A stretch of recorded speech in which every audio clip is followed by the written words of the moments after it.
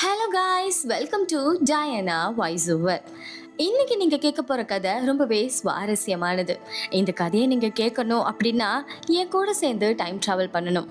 இப்போ நீங்களும் நானும் சேர்ந்து ரொம்ப தூரம் டைம் ட்ராவல் பண்ண போகிறோம். கடந்த காலத்துக்கு கிட்டத்தட்ட கிபி 1010வது வருஷத்துக்கு போக போகிறோம். டைம் ட்ராவல் பண்ண நீங்கள் ரெடியா? கிபி 1010வது வருஷம் நம்ம தென்னிந்தியாவை ஆட்சி செஞ்சுட்டு இருந்த ஒரு பேரரசர். இவர் தான் நம்ம கதையோட ஹீரோ. இவரோட ஆட்சியில இயற்கை வளங்களும் மக்களோட சந்தோஷமும் ரொம்பவே அதிகமா இருந்துச்சு. அந்த அளவுக்கு நல்லாட்சி புரிஞ்சிட்டு இருந்த ஒரு பேரரசர் தான் இவரு. மக்களோட தேவை என்ன, நாட்டோட தேவை என்ன, தன் கூட இருக்கிறவங்களோட தேவை என்ன அப்படின்னு பார்த்து பார்த்து பூர்த்தி செஞ்சிட்டு இருந்த இவரு ஒரு தீவிரமான சிவபக்தர்.